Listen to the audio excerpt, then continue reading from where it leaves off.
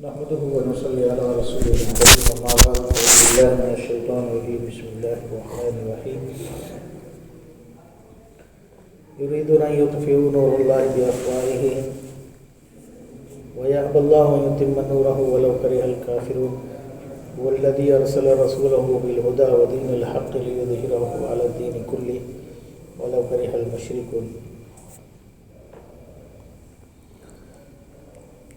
وقال تبارك وتعالى يا أيها الرسول بلغ ما أنزل إليك من ربك.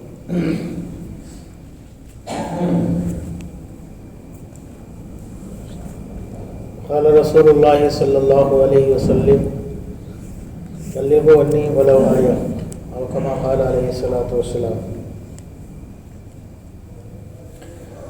میرے پیارے نوجوان ساتھیوں، بزرگوں، دوستوں، اللہ تعالیٰ نے ان پر آپ پر احسان کیا کہ اللہ تعالیٰ نے اور آپ کو اپنی باعزت مخلوق میں سے بنایا. اللہ کی جو مخلوقات ہے، مخلوقات میں سب سے باعزت شرافت والی جو مخلوق ہے وہ انسان ہے. اللہ نے اس مخلوق میں سے مجھے اور آپ کو بنایا. انسانوں میں بھی اللہ کو پسند جو ہے وہ ایمان والے انسان اللہ کو پسند ہے. تو اس میں بھی اللہ نے ہمارے اوپر احسان کیا کہ اللہ نے ایمان والا بنایا. ایمان والوں میں بھی دین کی محنت کرنے والے، نبیوں والی محنت کرنے والے، اللہ کے بندوں کو اللہ سے جوڑنے کی فکر کرنے والے، اس گروہ میں سے، اس جماعت میں سے اللہ نے بنایا. اس پر اللہ کا شکر ادا کریں کہ اللہ تو ہم سے نبیوں والا کام لے رہا ہے.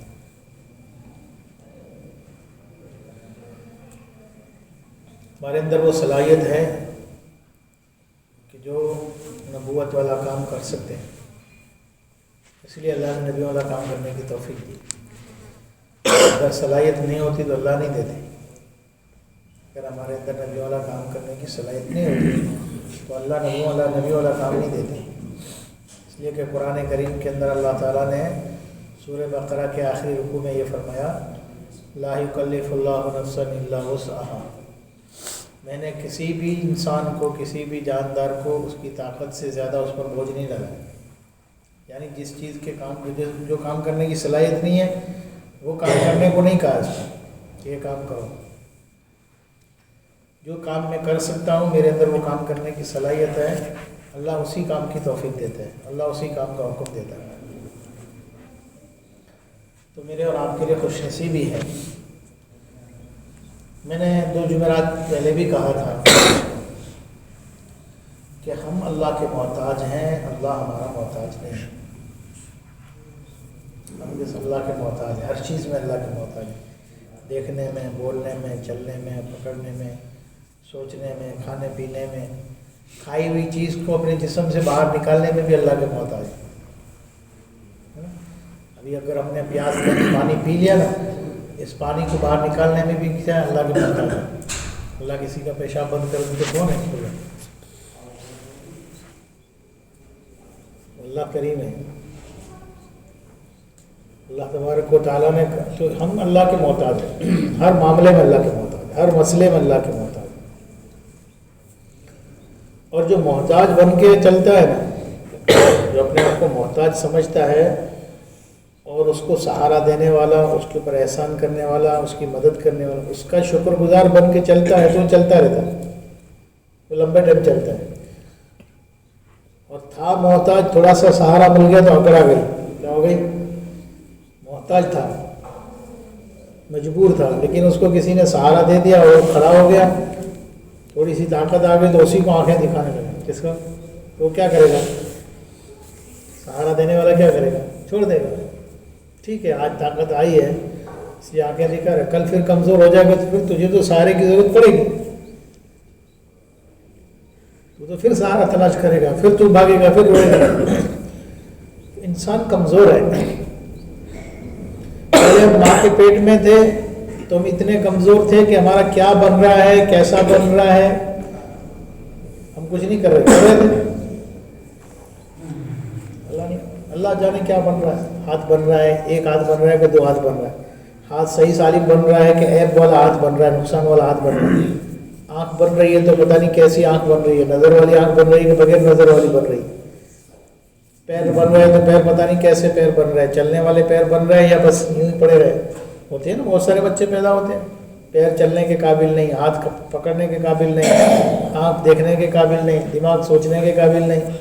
بہت سارے ڈاکٹر کہہ دیتے ہیں بچہ تو تمہارا ہے صحیح سالم ہے لیکن وہ دماغ کم نہیں کر رہا ہے. کیا ہے؟ چھوٹا مغز کام نہیں کر رہا ہے، بڑا مغز کام نہیں کر رہا ہے. کیا یہ کون رکھ رہا ہے اندر؟ تو ہم تو وہاں اپنے ہمارے اعضاء بن رہے تھے ماں کے پیٹ میں، وہاں بھی تو ہم مجبور تھے. اللہ چاہتے تو لڑکی بنا کے بھیج دیتے، چاہے لڑکا بنا کے بھیج دیتے، ایک ہاتھ والا بنا کے بھیج دیتے، ایک آنکھ والا بنا کے بھیج دیتے. لیکن اللہ نے ایسا نہیں کیا، کوئی نقص نہیں رکھا. اس ماں کے پیٹ میں جہاں مجبور تھے ہم، کروٹ بدلنے کے بھی مجبور تھے، کچھ نہیں کر سکتے، تو وہاں بھی اللہ نے احسان کیا. تندرست خوبصورت آنکھیں، خوبصورت چہرہ، خوبصورت ہاتھ پیر والا تندرست بنا کے دنیا میں بھیج دیا. دنیا میں آئے تو بھی محتاج تھے، نہ اپنے ہاتھ سے کھا سکتے ہیں، نہ اپنے ہاتھ سے پی سکتے ہیں، نہ دانت ہیں کہ چبا سکتے ہیں، کچھ نہیں، نہ چل سکتے ہیں، نہ بیٹھ سکتے ہیں، مجبور ہیں. تو اللہ نے ماں کے دل میں بات ڈال کے ان کو خدمت میں لگا دیا. انہوں نے ہمارے پیشاب صاف کیے، گندگیاں صاف کی، سینے سے لگایا، محبت کی، جسم کی پرورش، جسم کی خدمت، ہر چیز. تھوڑی سی طاقت ہے اٹھنے بیٹھنے لگے. یہ ساری کمزوریوں میں سے اللہ ہمیں نکالتا. جب ہم اندر آ کے 15 سال کے بعد، 20 سال کے بعد، 16 سال کے بعد جب ہمارے اندر چلنے کی بھی طاقت آئی، سوچنے کی بھی طاقت آئی، پکڑنے کی بھی طاقت آ گئی، حق اور سچ کو پہچاننے کی بھی طاقت آئی، اس وقت اللہ نے کہا میرے بندے میری مانو. نہ ماں کے پیٹ میں کہا کہ میری مانو، نہ ماں کی گود میں کہا کہ میری مانو، نہ گھر میں جب گھسک گھسک کے چل رہا تھا اس وقت بھی اللہ نے نہیں کہا میری مانو، جب تھوڑا سا چلنا سیکھا اس وقت بھی اللہ نے نہیں کہا میری مانو. جب اس کے اندر ساری صلاحیت آ گئی تب اللہ نے کہا کہ بے بندو میری مانو. اس وقت بندہ کیا کہہ رہا ہے؟ اس وقت بندہ کہہ رہا ہے، کوئی کہہ رہا ہے میرے پاس وقت نہیں ہے، کوئی کہہ رہا ہے میں فری نہیں ہوں، کوئی کہہ رہا ہے میری پڑھائی کا ٹائم ہے، کوئی کہہ رہا ہے میرے آرام کا ٹائم ہے. تو بہانے ہو رہے ہیں. کیا ہو رہے ہیں؟ تو اللہ بھی کہ ہاں مجبور تھا، میں نے ہر جگہ اس کو سہارا دے کے بڑا کیا، تو تھوڑا سا چلنا پھرنا آ گیا تو میرے سامنے اکڑ دکھا رہا. ٹھیک ہے چل، اللہ رسی ڈھیلی دیتے چل. پھر جا کے کہیں بیماری نے پکڑا، حالات آئے، پریشانی آئی. وَإِذَا مَسَّهُ الشَّرُّ جَزُوعًا، ہے نا قرآن 29ویں بارے میں. وَإِذَا مَسَّهُ الشَّرُّ جَزُوعًا، ذرا سی پریشانی پہنچتی ہے تو جزا فضا کرنا، ہائے وہ یہ ہو گیا وہ ہو گیا، اب میرا کون، مجھے کون بچائے گا. اللہ کہتا بس ہو گئی تیری طاقت پوری ہو گئی. ذرا سی برائی تجھے شر پہنچا تو آویلے کرنے لگا. وَإِذَا مَسَّهُ الْخَيْرُ مَنُوعًا، بھلائی پہنچتی ہے کہیں تھوڑا سا خوشحال ہو گیا، زندگی خوشحال بن گئی، کاروبار اچھا چلنے لگا، صحت اچھی ہو گئی، دوست احباب زیادہ ہو گئے، فرینڈ سرکل اچھا ہو گیا تو آکڑ دکھانے لگا، بھول گیا سب اللہ کو. کون اللہ، کیا نعمتیں، کیا اس کے احسانات، کیا اس کی کیا نعمت ہے، کیا اس کی بندگی، کیا اس کے سامنے سجدے، کیا اس کی تابعداری، سب بھول گئے. تو ہم مجبور ہیں ہر معاملے میں، اللہ کے مجبور ہیں. اس لیے مجبور کو ہمیشہ، جو جبار ہے نا، ہم مجبور ہیں. جبار کون ہے؟ اللہ جبار ہے. تو ہم ہمیشہ مجبور کو جبار کے سہارے ہو کے چلنا چاہیے، اس کے تابع ہو کے چلنا چاہیے. ہم مرزوق ہیں. رزاق کون ہے؟ اللہ ہے. تو ہمیں تو ہر وقت کھانے کی ضرورت ہے، تو جس کو کھانے کی ضرورت ہے تو وہ کھلانے والے کے سہارے چلنا چاہیے تابع داری میں. کیا اس سے اگر بگاڑ لوں گا اور وہ میرا کھانا بند کر دے گا تو میں کیا کروں گا؟ کھانا بند ہوتا ہے نا تو احساس ہوتا ہے آدمی کو نعمت کا. ہم مدرسہ مظاہر علوم میں پڑھتے تھے تو مدرسہ مظاہر علوم کا قانون تھا کہ وہاں ہر مہینے بچوں کی حاضری ہوتی ہے. تو مہینے میں اگر آپ کی 4 غیر حاضریاں ہو گئی کلاس میں، کتنی؟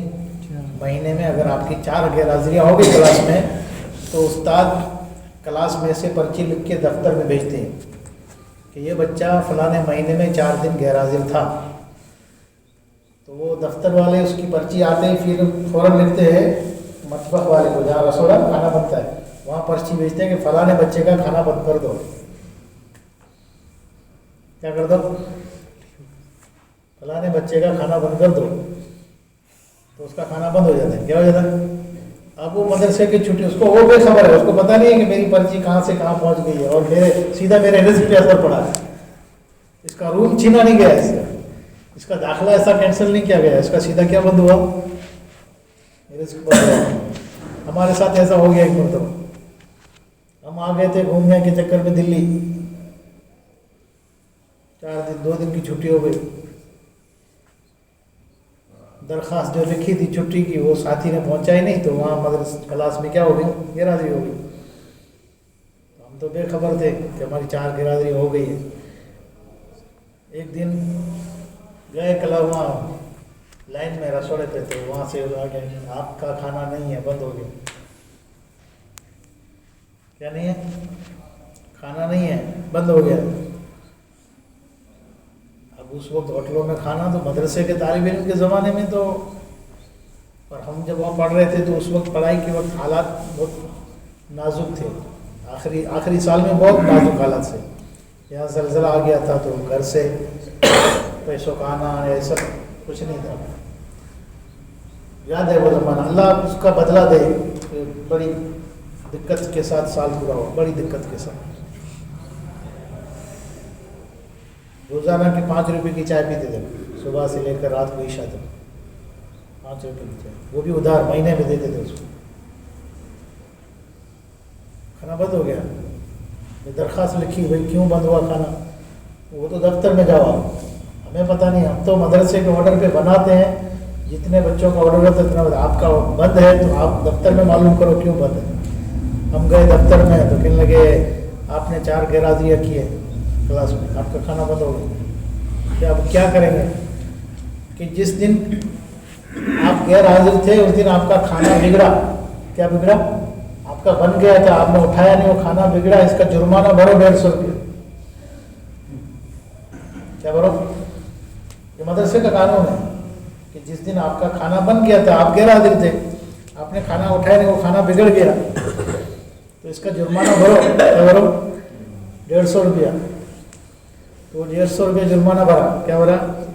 ایک درخواست منظور ہوئی کہ اب آپ کا کھانا جاری ہوگا، لیکن 3 دن کے بعد. کتنے دن بعد کھانا شروع ہو جائے گا؟ آپ کی درخواست منظور ہے، ابھی 3 دن آپ کو باہر کھانا پڑے گا. ہوٹل پہ کھاؤ یا دوستوں کے ساتھ کھاؤ، میں بھی کھا لوں. 150 روپیہ جرمانہ بھرا. 3 دن کے بعد کھانا شروع ہوا. تب احساس ہوتا ہے کہ اللہ کی نعمت کیا ہے. تو اللہ رزاق ہے. کیا ہے؟ اللہ رزاق ہے. وہ رزاق اتنی نافرمانیوں کے باوجود بھی رزق بند نہیں کرتا. اللہ بند نہیں کرتا، نافرمانوں کو بھی کھلاتا ہے، فرما برداروں کو کھلاتا ہے. فرق اتنا ہے، فرما بردار بن جاؤ تو عزت سے کھلاتا ہے، نافرمان بن جاؤ تو ذلت سے کھلاتا ہے. کیسے؟ ٹھوکریں مار مار کے. اس بچے کے جس باپ کے بیٹے ہوتے ہیں نا، تو سارے بیٹوں کو باپ ہی کھلاتا ہے. لیکن جو بچے کماتے ہیں، باپ کا احترام کرتے ہیں، باپ کی باتیں مانتے ہیں اور ان کے کہنے کے مطابق گھر میں چلتے ہیں، اٹھتے بیٹھتے ہیں، تو باپ ان کو قریب میں بٹھ کر محبت سے کھلاتا ہے. اور جو نہیں مانتے ان کو پلیٹ میں رکھ کے یوں پلیٹ کو دھکا دیتے ہیں، جب دور بیٹھ کے کھا لو. کھلاتا ان کو بھی ہے. تو رب ہے اللہ، ہم سب کا رزاق اللہ ہے. اس کی مانیں گے تو عزت سے کھلائے گا. کیسے کھلائے گا؟ عزت کی روزی کھلائے گا. جس روزی میں برکت بھی ہوگی، جس روزی میں کیا ہوگی؟ برکت بھی ہوگی، اس روزی میں شفا بھی ہوگی، تندرستی ہوگی. کھانا کھاؤ گے اور جسم میں طاقت پیدا ہوگی. اور اگر ناراضگی والی کھلائے گا تو روزی کھائیں گے اور اس میں سے وبائیں بنے گی، حالات بنے گی، پریشانی آئے گی. تو اللہ تعالیٰ کا احسان ہے کہ اللہ تعالیٰ نے ہمیں ایسی مخلوق میں پیدا فرمایا جو مخلوق اللہ کو پسند ہے. انسانوں میں سے بنایا، نبی کی امتی میں سے بنایا، اور امتیوں میں ایمان والا بنایا. ایمان والوں میں بھی ایمان والی محنت والی جماعت میں بنایا. ہم اس پر اللہ کا شکر ادا کریں. کیا کریں؟ دعوت و تبلیغ نے ہمارے اوپر بہت احسانات کیے. دعوت و تبلیغ ہم نے اس کو پڑھا نہیں، ہمارے تک تو پہنچ گئی ایسے ہی ہے نا. ہم نے دعوت کا کام کیسے شروع ہوا، کہاں شروع ہوا، اس کے پیچھے کتنی محنت لگی، کیا مجاہدے ہوئے. جب شروع میں لوگوں نے مولانا الیاس صاحب رحمۃ اللہ علیہ نے کام شروع کیا تو کیا کیا سننا پڑا، کتنے حالات حکومت کے، علماء کے، محلے والوں کے، رشتہ داروں کے، سارے کیسے کیسے حالات ہیں. اس کو ہم نے پڑھا نہیں، پڑھا ہم نے تو ابھی جو ماحول بن گیا ہے، خوبصورت ماحول، چاروں طرف دنیا کے 200 ملکوں میں دعوت کو کام ہے جو عروج پہ ہے، کام ایک بالکل عزت کی چوٹیوں پہ، ہر جگہ کام کی مانگ ہے، ہر ملک سے کام کی مانگ ہے. ہم نے تو اس دور کو دیکھا ہے. تو مولانا یونس صاحب پونا والے کہتے تھے لوگ ہماری افطاری تو دیکھ رہے لیکن انہیں ہماری سحری نہیں دیکھی. کیا نہیں دیکھی کہ ہم نے سحری پانی پہ کی یا بغیر ایسے ہی کھائے روزے کی نیت کر لی. سحری تو دیکھ رہے وہ فروٹ رکھا ہوا ہے. کیا رکھا ہوا ہے کہ تم نے ہماری افطاری دیکھی ہے، سحری نہیں دیکھی کہ ہم نے کام کیسے شروع کیا. یہ کام مولانا الیاس صاحب رحمۃ اللہ علیہ نے دعوت و تبلیغ کا کام شروع کیا ایسے ہی نہیں کیا کہ جیسے میرے ذہن میں آیا کہ چلو میں یہ کام شروع کروں، ایسے ہی نہیں کیا. مولانا الیاس صاحب مدرسہ مظاہر علوم میں حدیث کی کتابیں پڑھاتے تھے. کاندلہ ہے نا، مظفر نگر کے پاس میں ایک گاؤں دیہات تھا یو پی کے. دارالعلوم دیوبند اور سہارنپور ان سے تھوڑا آگے مظفر نگر ہے، اس کے ضلع میں پڑتا ہے. مولانا الیاس صاحب مدرسہ مظاہر علوم میں حدیث کی کتابیں پڑھاتے پڑھاتے ایک دن خیال آیا کہ الیاس تو حدیث کی کتابیں پڑھانے بیٹھ گیا، پڑھنے پڑھانے کا کام تو دنیا میں بہت ہو رہا ہے، اگر تو اکیلا نہیں پڑھائے گا تو کیا فرق پڑے گا. یہ پڑھاتے پڑھاتے خیال آیا بچوں کو پڑھاتے پڑھاتے کہ الیاس دنیا میں پڑھنے پڑھانے کا کام تو بہت ہو رہا ہے. بغداد سے پڑھائی کا کم سلسلہ شروع ہوا، وہاں سے چلتے چلتے امام بخاری، یہ سارے علماء تو وہی سے انہوں نے حدیثیں لکھی، کتابیں لکھی، علم کا سارا سلسلہ پہنچا. تو کوئی ایسا کام کر، تو ایسی کوئی لائن دین کی شروع کر کہ جس میں کوئی زیادہ لوگ لگے ہوئے نہ ہوں. تو انہوں نے مدرسے کے اندر استعفیٰ دے کے پڑھانا چھوڑ دیا اور خانقاہ شروع کی. کیا شروع کی؟ خانقاہ کی. پیر بن گئے. کیا بن گئے؟ لوگ آئے بیعت کرے اور ان کو ذکر دو، اذکار دو، گناہوں سے توبہ کراؤ، نماز کی پابندی، قرآن کی تلاوت کی پابندی، جو اللہ والے کرتے ہیں، جو صحیح معنوں میں پیر ہوتے ہیں وہ بیعت کرتے ہیں. تو یہ ساری شرطیں ہوتی ہیں، جھوٹ نہیں بولیں گے، غلط نہیں کھائیں گے، حرام نہیں کمائیں گے، نماز نہیں چھوڑیں گے، ہے نا، قرآن کی تلاوت کریں گے، صبح شام اتنی مرتبہ ذکر کریں گے، یہ تسبیحات پڑھیں گے. تو یہ سارے اعمال خانقاہ سے ملتے ہیں. کچھ دنوں انہوں نے خانقاہ کا سلسلہ شروع کیا، لیکن پھر دل میں خیال آیا کہ یہ خانقاہوں کا سلسلہ تو عبد القادر جیلانی سے چل رہا ہے. کہاں سے چل رہا ہے؟ عبد القادر جیلانی بھی، وہ تو خانقاہ چلاتے آئے، پھر جنید بغدادی آئے، پھر پتہ نہیں کتنے اولیاء کرام، معین الدین چشتی اجمیری آئے، نظام الدین اولیاء آئے. یہ سارے تو اللہ کے ولی تھے. یہ دعوت کے یہ تو خانقاہی لائن سے محنت کرتے، لوگوں کے دلوں کی اصلاح کرتے کرتے یہاں پہنچے. تو کوئی ایسا کام کر جس میں بہت کم لوگ لگے ہوئے. لیکن اب سمجھ میں نہیں کون سا کام کرنا. اس وقت تو ایسا تھا نہیں سامنے کہ یہ ہو رہا ہے، چلو شروع کر دو. دونوں چیزیں چھوڑ دی، خانقاہی لائن بھی چھوڑ دی، مدرسہ بھی چھوڑ دیا. پھر دل میں ارادہ کر لیا کہ اس سال حج آ رہا ہے، اب میں یہاں سے اپنے بستر لپیٹ کر حج پہ جاتا ہوں. اور مدینے میں قیام کی نیت سے گئے. کس کی نیت سے؟ گئے تھے حج پہ، لیکن نیت یہ کی تھی حج پورا کر کے مدینہ جاؤں گا اور مدینے میں مقیم بن کے رہ جاؤں، وہیں کا ناگرک بن کے رہ جاؤں، واپس نہیں آنا کر. یہ نیت کر کے سامان وغیرہ پیک کر کے مولانا الیاس صاحب روانہ ہو گئے. وہاں پہنچے، حج کیا. حج کے بعد مدینہ منورہ گئے. اس وقت اتنی بھیڑ نہیں ہوتی تھی، بہت گنے چنے لوگ ہوتے تھے. اور مسجد نبوی بھی اتنی لمبی چوڑی نہیں تھی. حضور کے روضے کے پاس میں ہی وہ تھوڑی وہاں کمرے تھے، وہاں مولانا نماز کے بعد وہاں رات کو لیٹ گئے. رات کو سوئے، اللہ کے رسول صلی اللہ علیہ وسلم خواب میں ہیں. فکر ہے نہیں کیا کروں، دین کا کام کرنا ہے، محنت کرنا، کیا کرنا.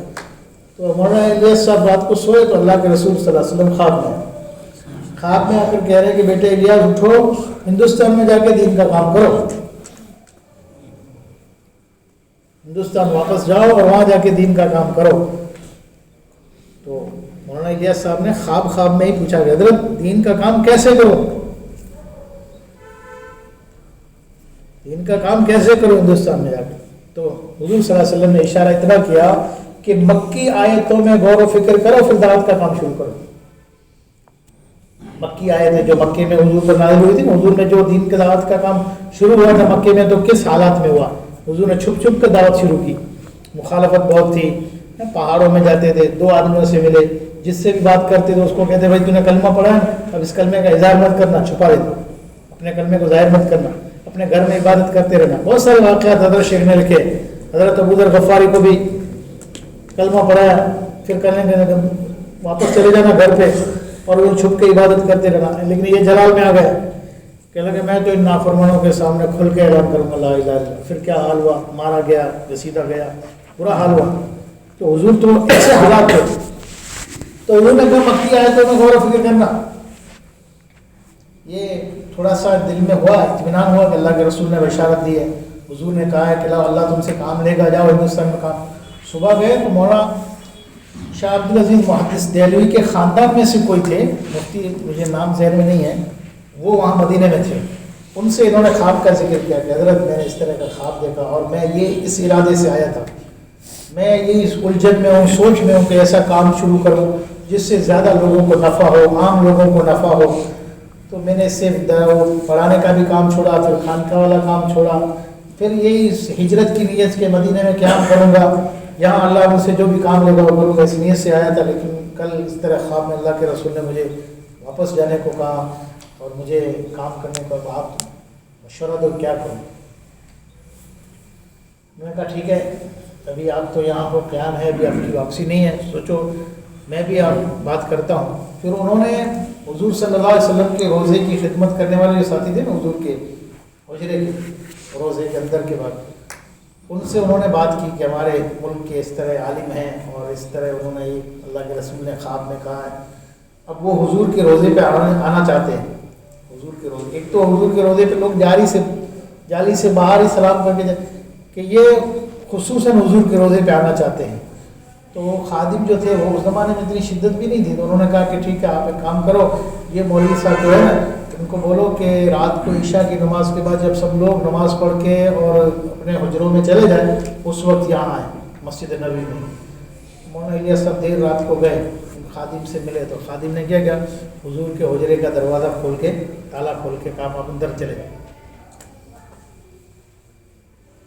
باہر سے لوگ تو باہر سے سلام کرتے, انہوں نے وہ دروازہ کھول کے مولانا الیاس صاحب کو کہا کہ آپ اندر چلے جاؤ, اور انہوں نے باہر سے دروازہ بند کر دیا. تو حضور کے روزے تک تو نہیں پہنچ سکتے کیونکہ بیچ میں وہ بادشاہ نے دیوار کھڑی کر دی ہے. وہ عیسائیوں کا جو تھا حضور کے جنازے کو نکالنا چاہتے تھے, انہوں نے زمینی سرنگ کھودی تھی, وہ لمبا چوڑا واقعہ ہے.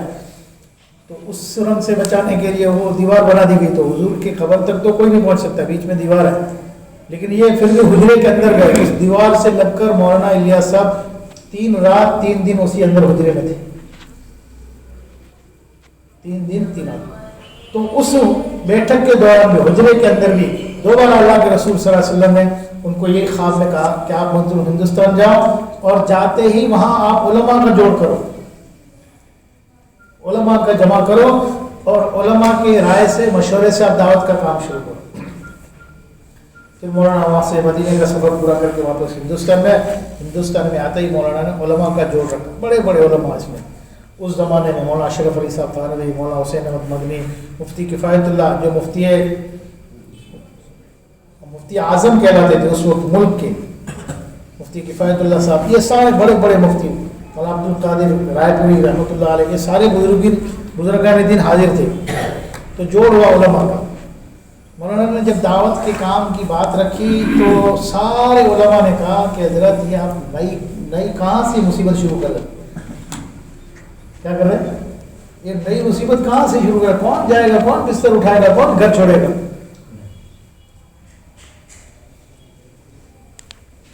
سارے علماء نے مولانا کے بات پر کوئی سپورٹ نہیں دیا, صرف 2 علماء, 2 عالم کھڑے ہوئے, انہوں نے کہا کہ حضرت آپ نے جو سوچا ہے, آپ کو جو دل میں ایک بات ڈالی گئی ہے یہ بات بالکل صحیح ہے، ہم آپ کو ساتھ دیتے ہیں، آپ لوگوں کو گھبرائے نہیں، آپ کام شروع کریں۔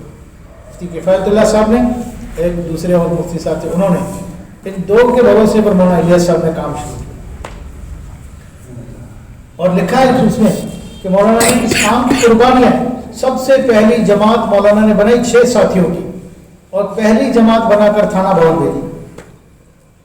کہاں بھیجی؟ تھانہ بہت۔ مولانا اشرف علی صاحب تھانہ کی وہاں خانقاہ چلتی تھی نا، وہاں بڑی خانقاہ، بڑے اکابرین وہاں جاتے تھے، بیعت ہوتی تھی، نمازیں ہوتی تھی، وہاں ذکر و اذکار ہوتے تھے، وہاں بھیجی۔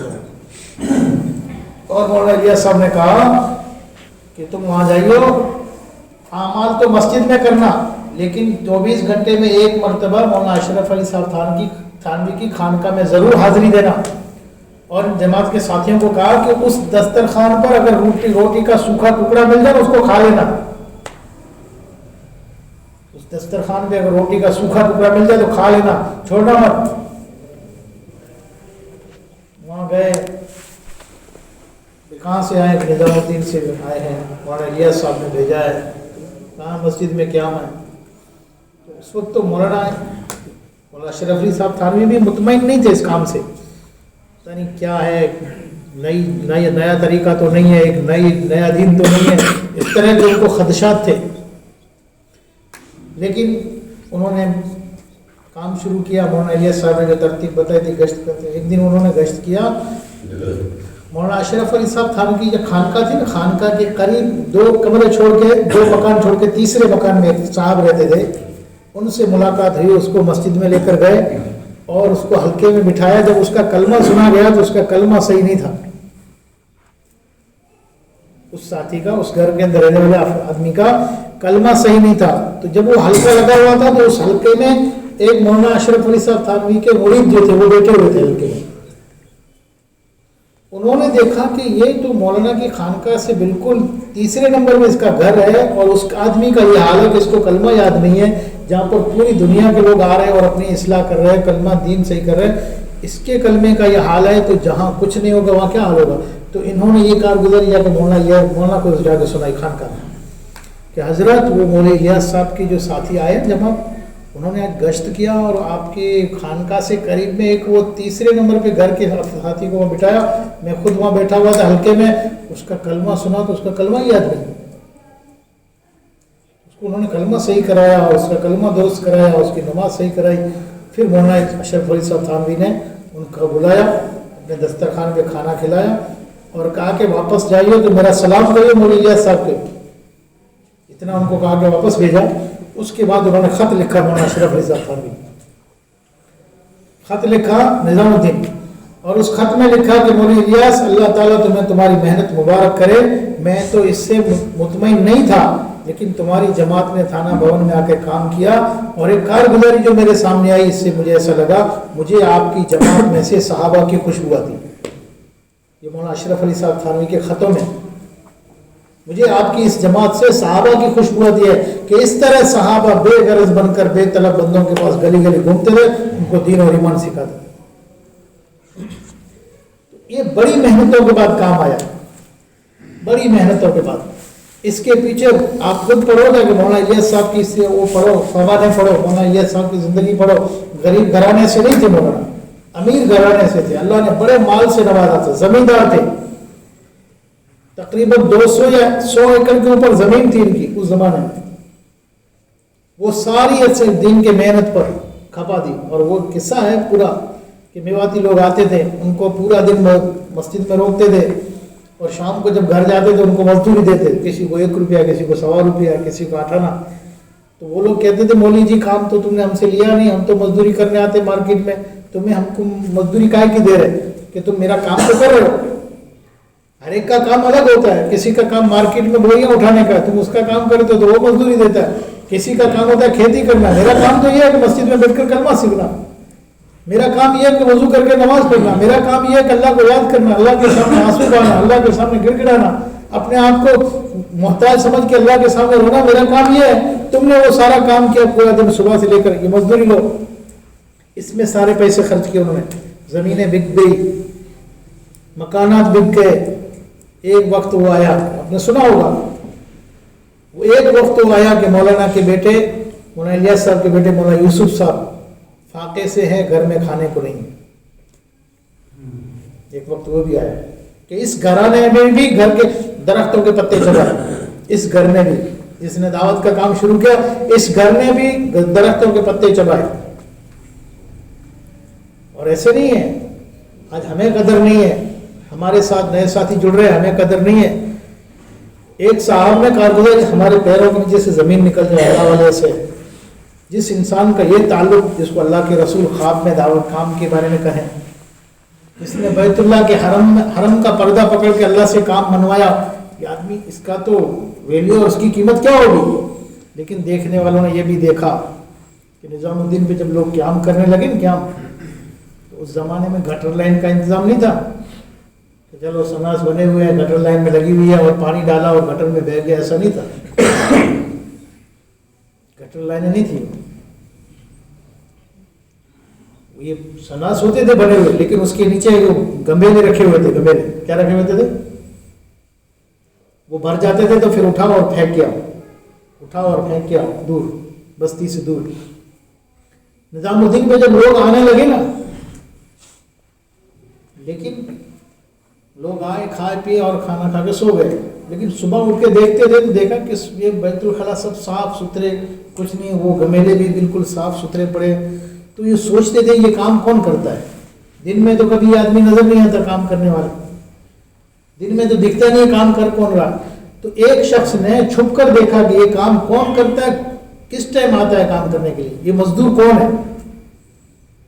لیکن جب پتا چلا نا کہ سارے لوگ سو گئے نظام الدین میں، تو رات کو 2-1 بجے کے بعد منہ پہ رومال باندھ کے اور چہرہ ڈھک کے ایک شخص آیا اور اس نے یہ سارے بیت الخلا لیٹرین صاف کیے اور وہ ساری گندگی سر پہ اٹھائی اور دور جنگل میں جا کے پھینک رہا ہے. وہ لگاتار دیکھتا رہا جو یہ ساری صفائی مکمل ہو گئی. آخر میں جا کے دیکھا، جب اس نے رومال چہرے سے ہٹایا تو پتہ چلا کہ مولانا الیاس صاحب خود ہے. آج ہم ہمارے ساتھی خدمت کر رہے ہیں، کام ایسے نہیں آ گیا گھروں میں، مقبول ایسے ہی نہیں ہو گیا. 200 ملکوں میں کام ایسے ہی نہیں چلا گیا. اس کام کے پیچھے اس گھرانے کے جذبات بھی لگے، مال بھی لگا، صلاحیت بھی لگی، اور ان کے پتہ نہیں آنسو لگے، آنسو. مولانا الیاس صاحب رات کو یوں پڑے رہتے تھے اور روتے تھے. تو ان کی بیوی کہنے لگی اتنا کیوں روتے ہو، اتنا کیوں روتے ہو، نیند بھی نہیں آتی، سوتے بھی نہیں ہو، کھانا بھی نہیں کھاتے. تو انہوں نے یہ نہیں کہا کہ تو انہوں نے صرف اتنا ایک جملہ اور کہا کہ ابھی تو میں ایک رونے والا ہوں اللہ کی بندی، اگر رونے والے 2 ہو جائیں تو کام اور بڑھ جائے. یعنی بیوی کو بھی کہہ رہے تم بھی رو امت کے لیے، امت کے لیے رو. کام ہے، ہم نے قدر نہیں کی، اس لیے لوگوں کو اس کام پہ انگلی اٹھانے کا موقع مل گیا. کیا مل گیا؟ آج ہم نے قدر نہیں کی نا کام کی، ہم مطمئن ہو گئے، ہم نے خدمت چھوڑ دی، اس کام کے پیچھے اپنی صلاحیت لگانا چھوڑ دی، اس کام کے پیچھے اپنے جان مال لگانے چھوڑ دیے، اس کام کے لیے وقت فارغ کرنا ہم نے چھوڑ دیا. دیکھو برا نہ لگا ہے. آج ہم یہ سوچ کے چل رہے ہیں کہ کام کو ہماری غرض ہے، ہمیں کام کی غرض نہیں ہے. خود غرض ہو گیا، آئیں گے میرے گھر میں ملاقات کرنے، خود آئیں گے تقاضا لے کے.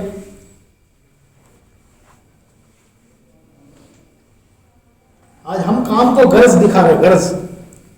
ایسا لگ رہا ہے کام ہمارا محتاج ہے. نہیں، کام ہمارا محتاج نہیں ہے. کام تو اللہ کسی غیر کو بھی ایمان دے کے یہ کام لے لے گا.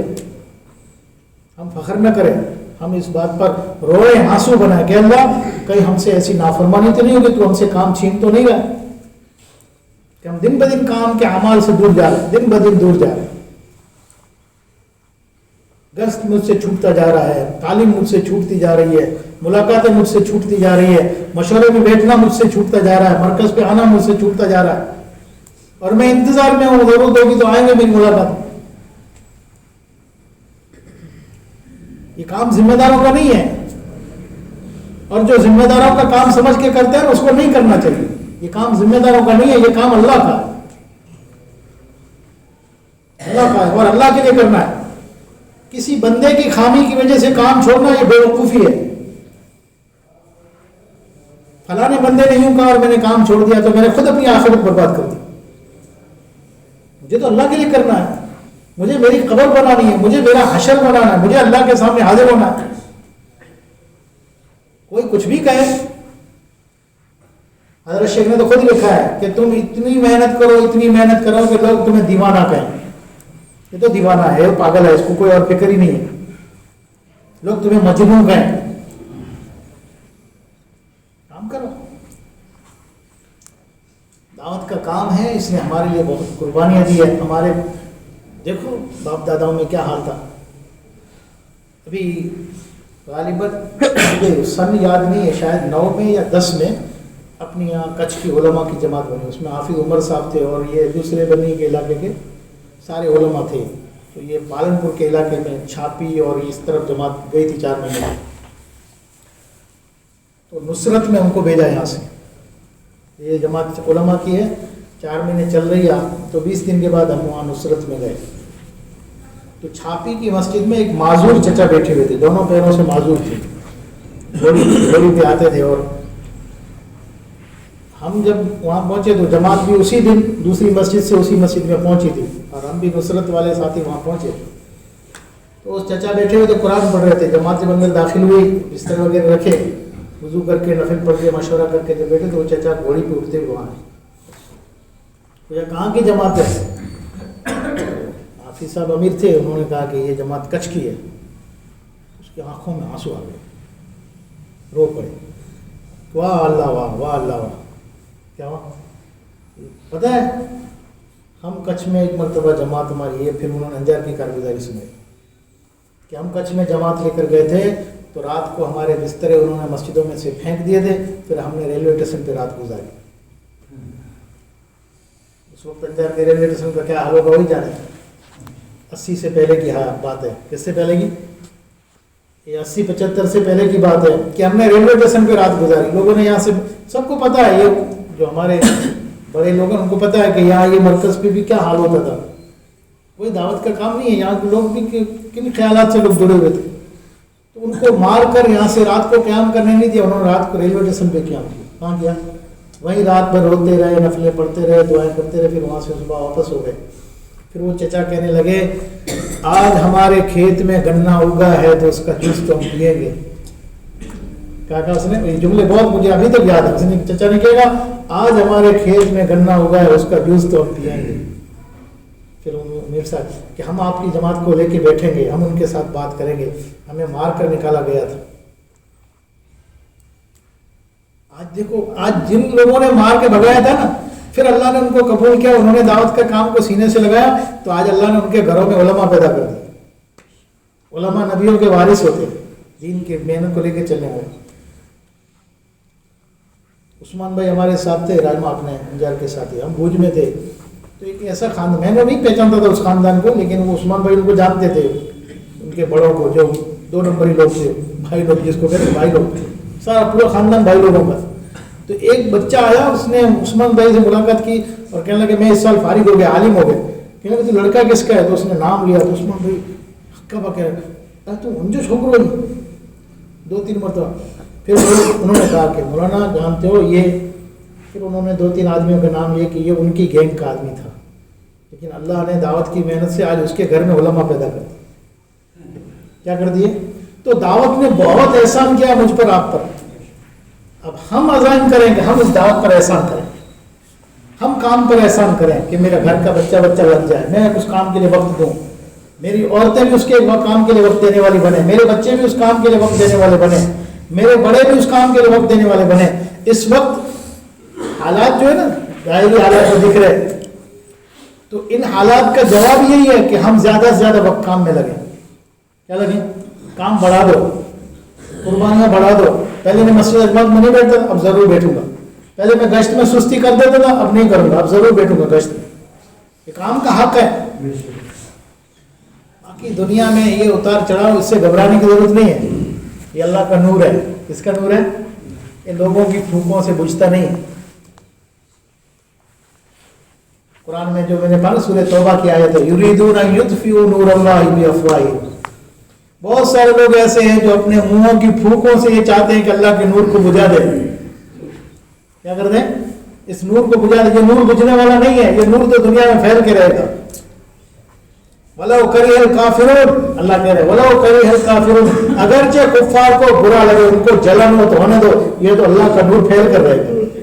لیکن خوش نصیب ہوا جو اس پھیلنے میں ذریعہ بن جائے, مقدر والا ہوا, نصیب والا ہوا جو اس کا ذریعہ بن جائے. کیا بن جائے کہ میں بھی اس میں, جیسے یوسف علیہ السلام بک رہے تھے نا بازار میں, تو ایک بڑھیا بھی پہنچ گئی, وہاں تو کروڑوں کی بولی لگ رہی ہے, جہاں اس بڑھیا کے 2 روپئے 3 روپئے کا کیا ویلیو, یہ بھی خریدار بن کے کھڑی ہو گئی. تو کسی نے کہا کہ بڈھی اماں یہاں تو بڑے بڑے بادشاہ بولی لگا رہے, یوسف کی لیلا میں اس میں تمہارے 10-20 روپئے کا کیا ویلیو. کہنے کہ وہ پتا ہے مجھے کہ میرے ہاتھ میں آنے والا نہیں, میرے 20 روپئے سے یوسف کی خریداری نہیں ہوگی, لیکن لینے والوں کی لسٹ میں میرا نام بھی ہوگا, خریدنے والوں کی لسٹ میں تو نام بھی ہوگا نا کہ اس نے بھی مانگ کی تھی, اس نے بھی خریدنے کے لیے حاضر ہوئی تھی. تو یہ کام تو اللہ کا ہے, اللہ اس کو پھیلا کر رہیں گے. لیکن نصیب والا ہوا جس کا نام لسٹ میں ہوگا, ہاں اس کے بھی 3 دن لگے, اس کے بھی 40 دن لگے, اس نے بھی گشت کیا, اس نے بھی تعلیم میں بیٹھا, یہ بھی ملاقات میں گیا, فہرست میں جو نام ہوگا ہو سکتا ہے اللہ کل قیامت کے دن اللہ رحم نہ آ جائے, اللہ کا رحم جوش میں ہو اور یوں کہہ دے جس نے بھی میرے نبی کے کام کو کیا اللہ اس کو معاف کرے. اس وقت تمنا کریں گے میں لگا نہیں,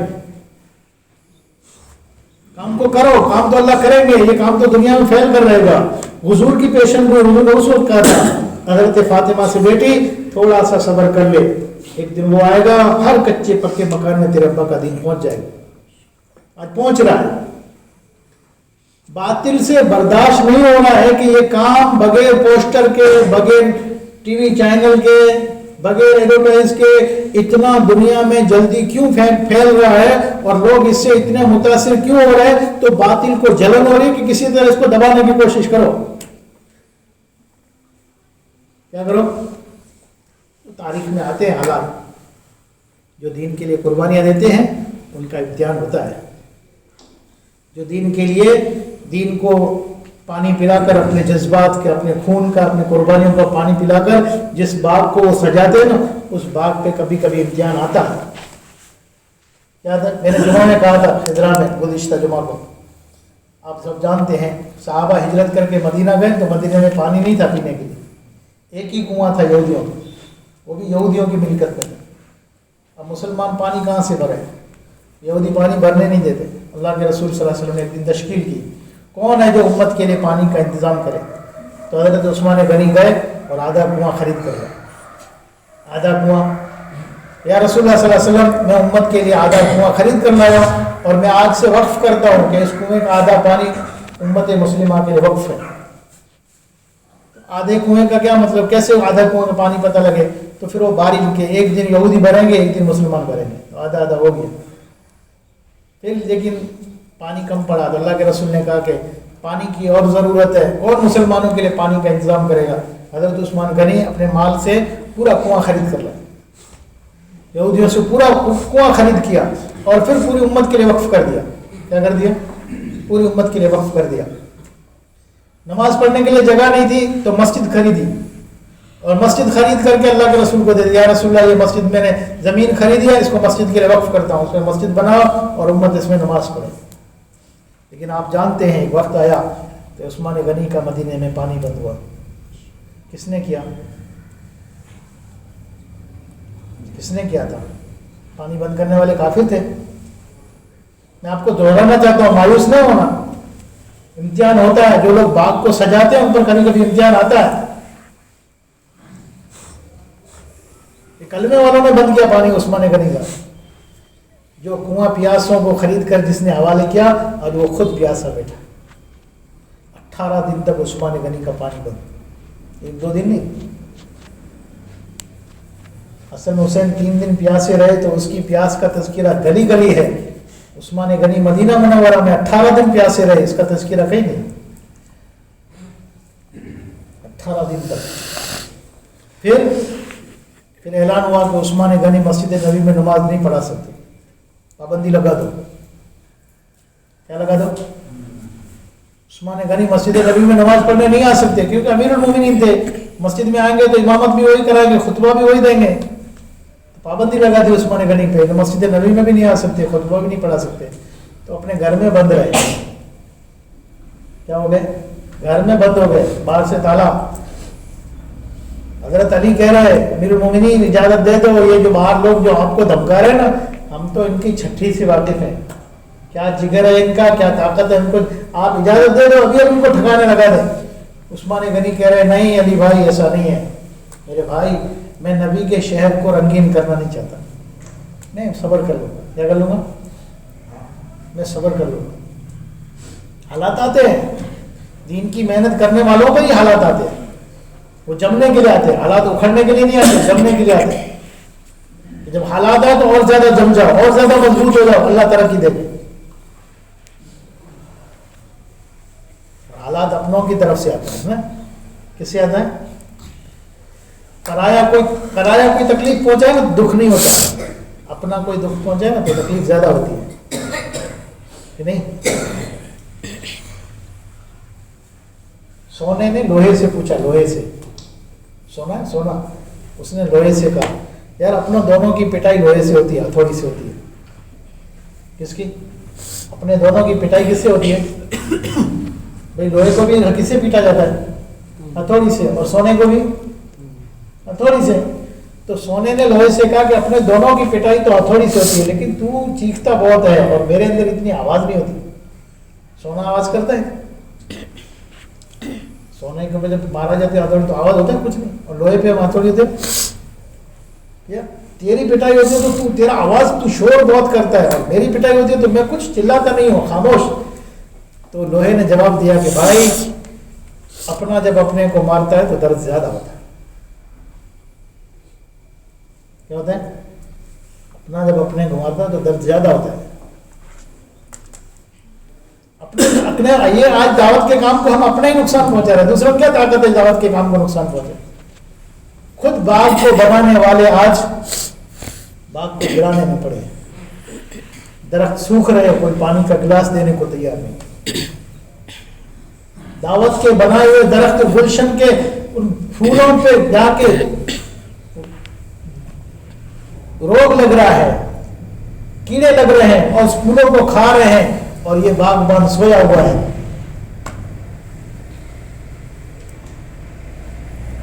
حضرت عثمان غنی رضی اللہ تعالیٰ محل میں بند ہے, تصور نہ کرو. ابھی بہت سعودیہ نے کیسے کہہ دیا, سعودیہ کوئی انسان, سب کے دل اللہ کے ہاتھ میں ہے. کبھی نبی کے گھر میں کیا بنا دے, کافر پیدا کر دے, کبھی کافر کے گھر میں نبی پیدا کر دے. وہ تو خدا کا نظام ہے, یہ تعجب کی چیز نہیں ہے. تو اس یہاں سے یہ کیسے ہوا؟ وہ خدا کا نظام ہے. نبی کے گھر میں کیا پیدا کر دے, کافر پیدا کر دے, اور کافر کے گھر میں نبی پیدا کر دے. ہوتا ہے کبھی انسان کے دماغ پر دنیا سوار ہو جاتی ہے نا, تو ساری چیزیں بھلا دیتا ہے انسان. جیسے اللہ کے نبی نے کہا تھا میری امت کو سب سے زیادہ خطرہ اس وقت ہوگا جب میری امت پر دو نشے سوار ہو جائیں گے, سکرت العیش و سکرت الجہل. جب میری امت پر جہالت کا نشہ اور عیش موج کا نشہ سوار ہو جائے نا تو میری امت گمراہ ہو جائے گی, گمراہی کے راستے پہ چل دے گی جب یہ دو نشے سوار ہو جائیں. حضرت عثمان غنی گھر میں بند ہے, پانی بند, مسجد میں نماز پڑھنا بند, اور گھر میں اپنے محل میں بند ہے. چھت توڑ کے جو ساتھی نیچے گرے نا حضرت عثمان کو قتل کرنے کے لیے, جو نیچے اترے, میں آپ کو کہوں میرے اور آپ کے پیروں کے نیچے سے زمین نکل جائے. جب یہ میں نے بھی پڑھا نا تو میں بھی تعجب میں پڑ گیا, اللہ کی قسم. حضرت عثمان غنی قرآن کی تلاوت کر رہے ہیں روزے کی حالت میں, تو چھت میں سے جو نیچے 4-5 نوجوان نیچے گرے تھے نا, اس میں ایک نے جا کے سیدھا یوں حضرت عثمان کی داڑھی میں یوں پکڑا, یوں داڑھی پکڑی قتل کرنے کے لیے. حضرت عثمان نے آنکھ اٹھا کے دیکھا تو وہ عبد الرحمن ابو بکر صدیق کا بیٹا, کس کا بیٹا؟ عبد الرحمن اس کا نام, اور صدیق اکبر کا بیٹا, جس صدیق نے ساری زندگی نبی پر اشارہ گزار دی, ساری نبی پر خرچ کر دی ساری زندگی, اس کا بیٹا عبد الرحمن. عثمان غنی کے داڑھی میں ہاتھ, تو حضرت عثمان غنی نے کہا او بیٹے عبد الرحمن ہے اور تیرا ہاتھ میری داڑھی میں, خدا کی قسم آج اگر تیرا ابا زندہ ہوتا تو تیرا ہاتھ میری داڑھی میں نہ ہوتا. آج دعوت کے کام کی جو یہ ٹانگیں کھینچی جا رہی ہیں, برا نہ ماننا، ہم نے کھنچوائی ہے، ہم نے انہیں اٹھوائی ہے، ہم نے اس دعوت کے کام کو اٹھوائی ہے. جب ہم قربانیوں پر تھا تو یہ کام دشمنوں کے دلوں میں اتر رہا تھا. اس لیے اللہ کے واسطے اس کام کو سینے سے لگاؤ، اس کام کے لیے قربانیاں دو، اس کام کے لیے قربانیاں بڑھاؤ، اس کام کو اپنی ساری چیز سمجھو. اپنے ہماری تجارت بھی یہی ہے، ہمارا نفع بھی یہی ہے، ہماری نجات بھی یہی کام ہے، اور آخرت کا ثمرہ بھی یہی کام ہے، اور آخرت میں اللہ کے سامنے نجات کا ذریعہ اور بغیر حساب کتاب کے داخلے کا ذریعہ بھی یہی کام بنے گا انشاءاللہ. اس کام کو سینے سے لگاؤ، اس کام میں وقت فارغ کرو، اس کام کے لیے اپنی مشغولی کو آگے پیچھے کرو، کام کو آگے پیچھے نہ کرو. اپنی مشغولی کو، اپنے کام کو آگے پیچھے کرو، اپنے کام کی ترتیب بناؤ، کام کی ترتیب پھراؤ نہیں. میرے کام کی وجہ سے میں کشٹ پھرا دوں نہیں، میرے کام کی وجہ سے ملاقاتوں کا ٹائم پھرا دوں نہیں. میں اس کام کے لیے میرے دنیا کے کام کی ترتیب بدلوں کہ میں دنیا کا کام آدھا گھنٹہ بعد میں کروں گا، میں پہلے اس کام دین کے کام کو پہلے کروں. پھر دیکھو اللہ تعالیٰ کیسے نصرت کے دروازے کھولتا ہے، پھر دیکھو اللہ مدد کے کیسے دروازے کھولتا ہے. پھر اللہ تعالیٰ ایسی جگہ سے مدد کرے گا جہاں سے گمان بھی نہیں ہوگا، سوچا بھی نہیں ہوگا ایسی جگہ پہ مدد ہوگی. اس لیے ہم سب عزائم کریں، ہم سب ارادہ کریں کہ ہم دین کے کام کو دل و جان سے اپنا کام سمجھ کر، اپنی ضرورت سمجھ کے کام کریں. اس کے لیے جو قربانی دینے پڑے، جتنا وقت دینا پڑے، انشاءاللہ ہم اس وقت کی قربانی دیں گے، اس وقت کو ہم پیش کریں گے. اس کے لیے ہمارا مجموعہ جو بیٹھا ہوا ہے یہ ساتھی ابھی عزائم کریں. آپ کو جانتے ہیں گزشتہ جمعرات کو بھی بات آئی تھی کہ ہمارے انجار تعلقے کا، انجار حلقے کا جو ہم نے ایک دن کا اجتماع، جوڑ کہو یا اجتماع کہو، جہاں سے جماعت نکالنی ہے، ہر مسجد کو جماعت بنانی ہے چلے 4 مہینے کی، تو وہ